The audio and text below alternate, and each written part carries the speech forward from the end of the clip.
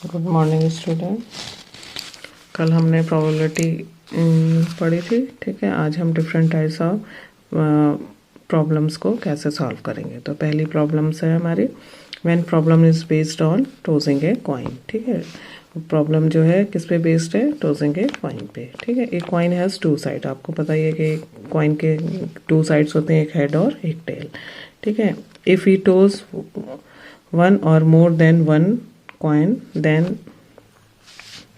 अगर हम जो है एक या एक से ज़्यादा कॉइन्स को टॉस करते हैं तब हमारे पास क्या है, सैम्पल स्पेस जो है कितना होता है वो हम बताएंगे। Sample space of one coin, एक कॉइन हमने टॉस किया तो उसमें हमारे सैम्पल स्पेस टू होते हैं। कौन सा, हेड एंड टेल। केवल एक कॉइन में तो हेड और टेल ही आएगा, तो सैम्पल स्पेस हमारा टू हो गया, ठीक है। अब टू कॉइन्स हमने करे हैं, टू कॉइन्स हमने टॉस करे हैं, तो टू कॉइन्स टॉस करने पर हमने पहली बार टॉस किया, उसमें हमारे पास जो है टू कॉइन्स को अगर हम टॉस करेंगे तो हमारे पास चार पॉसिबिलिटी आती है। पहला, एक तो एच डी, एक कॉइन में हेड आ गया, दूसरे में टेल आ गया, दूसरा पहले वाले में टेल आ गया, दूसरे में हेड आ गया, ठीक है। ऐसे ही दोनों ही हेड आ गए या दोनों ही टेल आ गए, तो इस तरह से हमारे पास 4 चांसेस जो हैं वो होते हैं, ठीक है। तो सैम्पल स्पेस हमारे पास आ गया 4। फिर sample space of 3 coins, 3 coins में कितने चांसेस हमारे पास हो गए, तो 3 हेड भी आ सकते हैं या 2 हेड 1 टेल आ जाएगा, 1 हेड 1 टेल और फिर 1 हेड, टेल 2 हेड, है ना, head 2 tail, tail head tail, tail 2 tail 1 head और 3 टेल।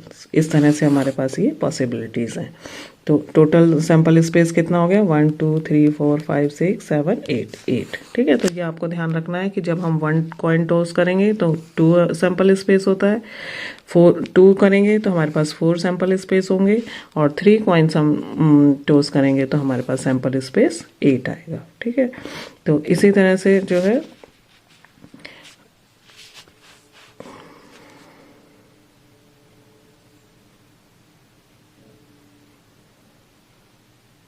अब हम इसको जो है, अगर हमारे पास एक और दो, एक से ज़्यादा है तो हम किस तरह से उसको सॉल्व करेंगे। तो हम पहला स्टेप है, हम सैम्पल स्पेस लिखेंगे, ठीक है।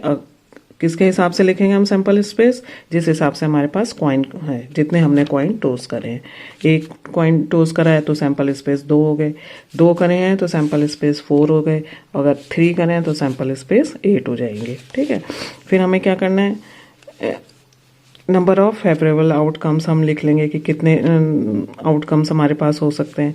फिर हम रिक्वायर्ड प्रोबेबिलिटी निकालने के लिए इस तरह से डेफिनेशन का यूज़ करेंगे, ठीक है। नंबर ऑफ फेवरेबल आउटकम कितने आए और टोटल नंबर ऑफ आउटकम्स कितने होंगे, तो इस तरह से ये फॉर्मूले में हम रखेंगे और उसको सॉल्व कर लेंगे।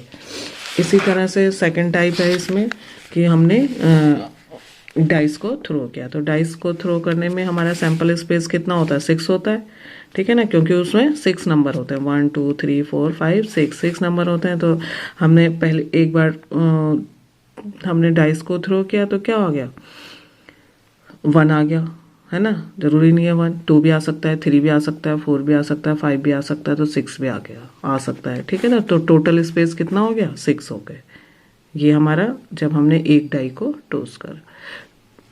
दूसरा है थ्रो करा, और दूसरा है जब हम 2 डाइस को थ्रो करेंगे। तो 2 डाइस हमने थ्रो करे तो दोनों में 1 1 भी आ सकता है, 1 2 भी आ सकता है, 1 3 भी आ सकता है, 1 4 भी आ सकता है, 1 5 भी आ सकता है, 1 6 भी आ सकता है।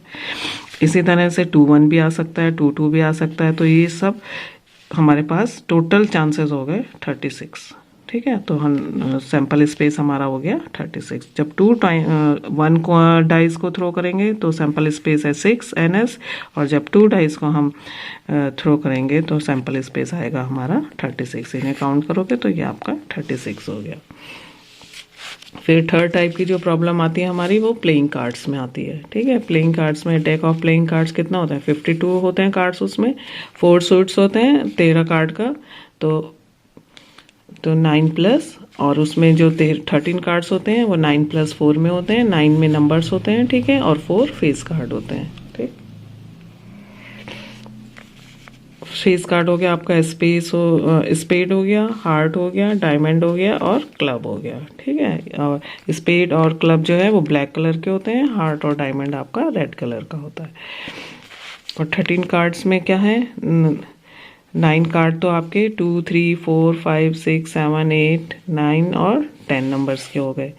4 में आपके पास आ गया king, queen, ace and jack. ठीक है, ये 4 फेस कार्ड होते हैं